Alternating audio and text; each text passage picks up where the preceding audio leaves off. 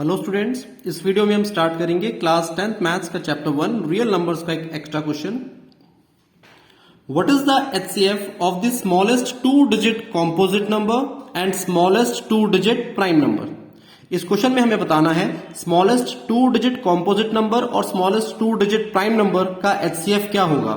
बच्चे, इस क्वेश्चन को स्टार्ट करने से पहले आपको कॉम्पोजिट नंबर और प्राइम नंबर के बारे में पता होना चाहिए। कॉम्पोजिट नंबर कौन से नंबर्स होते हैं? वो नंबर जिनमें मोर देन 1 प्राइम फैक्टर हो, मतलब एक से ज्यादा प्राइम फैक्टर जिन नंबर्स के होंगे उन नंबर्स को हम बोलते हैं कॉम्पोजिट नंबर। फॉर एग्जाम्पल, सबसे छोटा कॉम्पोजिट नंबर होता है 4। इसके फैक्टर्स करना एक बारी, 2 इंटू 2।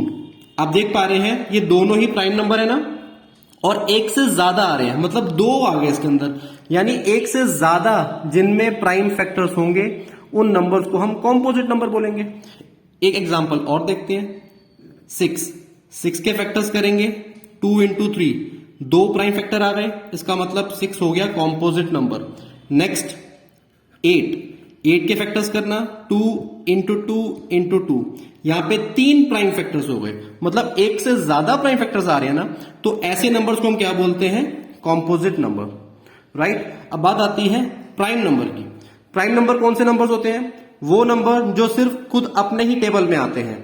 स्मॉलेस्ट प्राइम नंबर 2 होता है, यानी वो नंबर जिसमें या तो 1 फैक्टर हो या वो नंबर खुद, यानी ऐसा नंबर जो सिर्फ अपने ही टेबल में आता हो, उस नंबर को प्राइम नंबर बोलते हैं।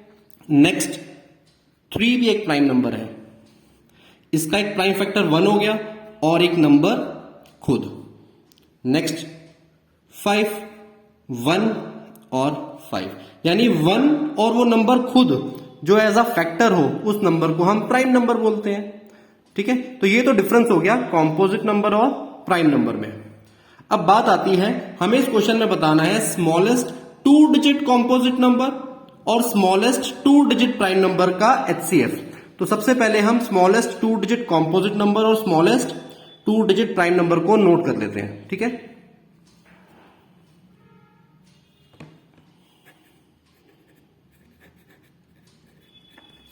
Smallest 2 digit composite number. अब स्मॉलेस्ट 2 डिजिट कॉम्पोजिट नंबर कौन सा होगा? आपको ये तो पता लग गया कि कॉम्पोजिट नंबर किसे बोलते हैं, है ना। तो हम स्टार्टिंग करते हैं नॉर्मली जो 2 डिजिट नंबर होता है। 2 डिजिट नंबर होता है 10। अब क्या 10 कॉम्पोजिट नंबर होगा? एक बार चेक करें, 10 के फैक्टर्स करना 2 इंटू 5, एक से ज्यादा प्राइम फैक्टर आ रहे हैं ना, इसका मतलब 10 2 डिजिट कॉम्पोजिट नंबर हो गया, स्मॉलेस्ट 2 डिजिट कॉम्पोजिट नंबर। ठीक है, अब बात आती है स्मॉलेस्ट 2 डिजिट प्राइम नंबर की।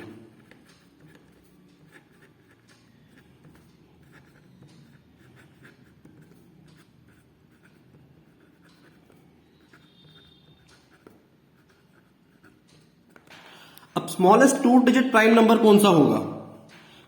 अगर मैं स्मॉलेस्ट 2 डिजिट की बात करूं तो फिर से वही 10, बट 10 प्राइम नंबर नहीं है, क्योंकि इसमें एक से ज्यादा प्राइम फैक्टर्स हैं, है ना। तो 10 तो स्मॉलेस्ट 2 डिजिट प्राइम नंबर नहीं हुआ। 10 के बाद कौन सा नंबर आएगा? 11। एक बार 11 के फैक्टर्स करना 1 इंटू 11, यानी एक इसका फैक्टर 1 आ गया और वो नंबर खुद, यानी ऐसे नंबर को ही तो प्राइम नंबर बोलते हैं। It means smallest 2 digit prime number हुआ 11, राइट। अब हमें इन दो नंबर्स का बताना है एचसीएफ। तो एचसीएफ निकालने से पहले हम इन दोनों के कर लेंगे फैक्टर्स। 10 के फैक्टर्स होते हैं 2 इंटू 5, 11 का कोई फैक्टर है ही नहीं, सिंपल यहां पे 11 ही लिखना पड़ेगा। ठीक है, तो एचसीएफ निकालने के लिए क्या करना पड़ता है? जिन दो नंबर्स का हम एचसीएफ निकाल रहे हैं उनमें कुछ कॉमन फैक्टर्स होने चाहिए। यहां पे कुछ भी कॉमन नहीं है, और जिनमें कुछ कॉमन नहीं होता उनका एचसीएफ होता है 1। तो 1 इस क्वेश्चन का आंसर, राइट।